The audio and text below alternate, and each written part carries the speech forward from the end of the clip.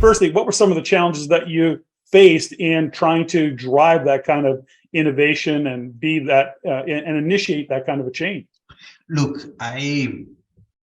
because I was building from scratch a new culture inside 3M, at a certain point, I paused after 4 or 5 years, and I started to look back, and I tried to understand what was working, what was not, what were the common path and patterns in what I did, trying to decodify exactly a playbook to amplify the impact of what I was doing.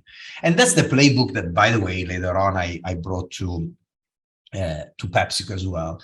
And I identified 5 phases in that 3M journey that the new design culture went through. But these 5 phases can be applied to any kind of new culture you're building. It doesn't need to be a design culture. And by the way, this is exactly the conversation I had with Indra Nooyi, the former CEO of PepsiCo, when she interviewed me for the position of Chief Design Officer of the company. And probably is one of the key reasons, actually, I know is one of the key reasons why she decided to hire a profile that was not that obvious for that kind of company. I was an industrial designer coming from the tech world, hired in a company that is all about brand design and packaging, CPG, in a completely different kind of industry. So there were so many other people that would come from the same industry with high design titles that could be, eventually could have better skills than mine on paper to drive that. But what happened in that room with Indra, what I shared with her, that again, I came up with years earlier. Well, we didn't talk about designing products. We didn't talk about designing brands. We talked about designing culture. What are these 5 phases to design a different culture in a company? The first one is what I call the denial phase, is when you try to introduce something different, but the company doesn't get it at all. They're like, come on. I mean, the photography industry is changing and digital is becoming important. Come on, not really. And that's what happened with Kodak, and Kodak lost the train of digital. Think about Blockbuster, think about a variety of different companies that didn't understand that they needed to change fast enough.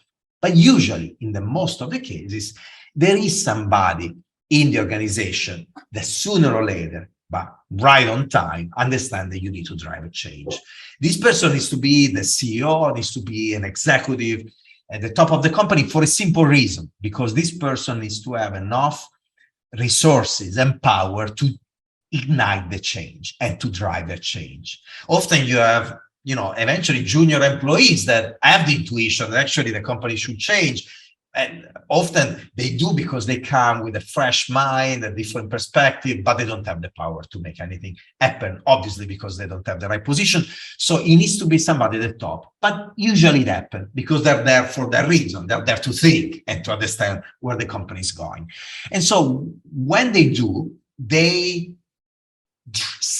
they ignite, as I said earlier, they change. In the case of 3M, somebody at the top of the company decided to hire a designer to start experimenting with this thing called design. In the specific case, it was a very safe bet. I mean, you hire a 27-year-old designer in Italy. If it fails, nobody's even going to realize.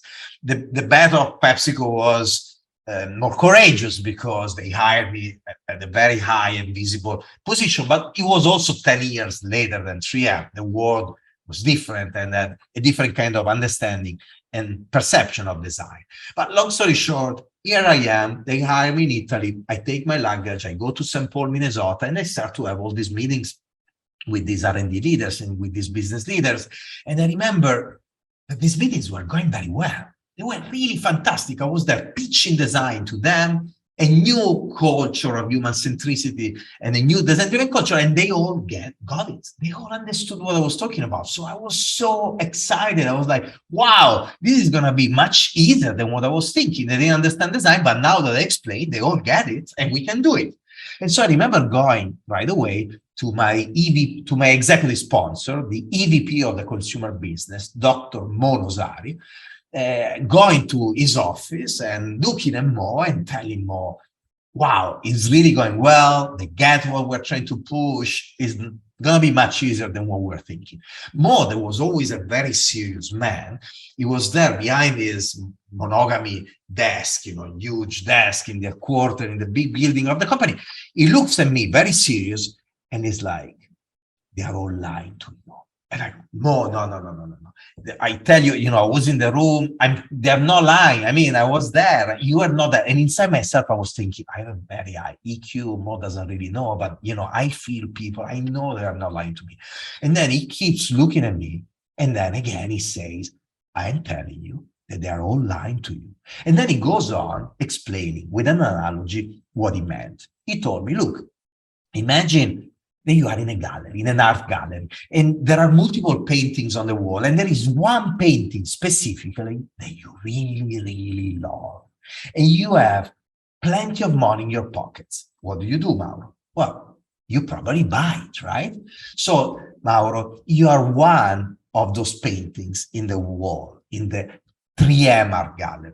And there is your painting, you and design, and then there are many other paintings. And all these business leaders are buying other paintings. They have plenty of money because I know I gave them the budgets, Mo gave them the budget, and they are spending the money in the next HR initiative, in the new plant they're investing on. They're not spending the money on you, on design. There was a big aha moment for me, and something that really changed my professional life for the better, because it made me realize, first of all, that he was right. And it made me think why that was happening. What was my blind spot? Why I didn't realize by myself? Well, the reason is pretty simple. People don't like to disappoint people that they have in front of them with a lot of enthusiasm, with a lot of passion. Or sometimes they just feel uncomfortable of telling you the truth if it's not the truth you want to hear. Or sometimes they are concerned and afraid of the executive sponsor behind you, the monosari behind you, so they're not going to tell you that they don't buy into what you're saying. Or sometimes they even send you weak signals about the fact that they are not interested. But we love to be loved. We love to think that people that we are liked by people. And so often, even if we have those signals coming from other people, we don't read them. We're blind to them. So long story short, for a reason or for the other, we find ourselves so many times in these kind of situations where we think we're getting traction and we're not at all. I call this phase, this second phase, the phase of hidden rejection. And it's really, really important for anybody trying to change a culture to understand if people is rejecting you. And most of the time, they will not tell you this in your face. It will be passive aggressive. It will be what somebody called a slow no. And what is the problem there is that you think you're getting traction and you realize that the company is not with you, that the people are not with you when it's late. And this company are not patient. So if you enter and in 6 months, in 1 year, in 1 year and a half, you don't start to deliver results because after 6 months or after 1 year, you realize that people were not really with you, it may be too late. So what did I do after the meeting with Monosari to figure out how to find the people that were with me and the ones that were not? And this is something I did all the time since then. Every time I pitch an idea to somebody, I ask right away a commitment from the person. Ideally, an investment, money, resources, people to start a project. Worst case scenario, at least a public commitment. You need to expose yourself and tell the world you are with me, you're going to drive it. Once you do that, the vast majority of the people will drop off. They will tell you, oh, look, I really believe in what you're saying, but it's not really a priority now. But in 2 months, come back, we'll do. It's always the same story, right? They won't tell you no. They will tell you later on. And it's okay. If you think about the curve of adoption of new products, of people out there, every time, there is a new product out there, there is a very small percentage of people, if I remember well, around 2.5-3% of people that are willing to try something before anybody else, the real innovators. And then immediately after, you have the people that follow, the early adopters, and that's around 10%, more or less. So the summary of both of them is around 12, 13%. The people that very early on are going to get a new product and jump on it. Everybody else will follow later on. This is true for products, and we have data, but it's true also for culture. People, if you are trying to change culture, you know that 1 person out of 10 will be with you. 9 people out of 10 will be against that. They are going to try to protect the status quo. If you're trying to change culture, you have too many people supporting you, ask yourself, am I really innovating first? And if you are these people really with me? And so use this technique of putting them in a corner and asking a sacrifice, a commitment, to identify what I call the co-conspirators. And this is the key word. When I joined PepsiCo, I mapped the co-conspirators inside the company. I mapped those areas of the company where I could develop proof point as fast as possible, those low-hanging fruits.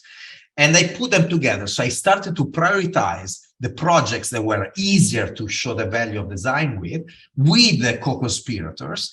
And this is the third phase, is what I call the occasional leap of faith. You take co-conspirators that want to take a leap of faith on you, and you start to build proof points. You start to build a few proof points, and then other people will come. Oh, I love what you did with Pepsi. I want to do it with Mountain Dew. I want to do it with Lay's. I'm like, yes, I want to do it too. Give me the money. If they commit, you create more proof points. Once you start to have critical mass of proof points, the companies start to realize that this new culture makes a lot of sense. And they're like, wait a second, we don't want to keep it niche. Now we want to scale it up. We really want to extract as much value as possible out of it. That's when you are ready to move to the fourth phase, is what I call the quest for confidence. I call it quest for confidence for a reason. Essentially, you're moving from startup mode to scale up mode. You're moving from a bunch of pirates and pioneers trying to change the world to processes and frameworks and scale, and therefore risk, bigger risk. You're moving from a company understanding more or less that there is value in what you're doing, in a company that needs to translate that in the day-to-day, in every single process, in everything the company does. This is why I call it quest for confidence, because it's, on one side, is all about using the right tools and frameworks and processes to scale it up.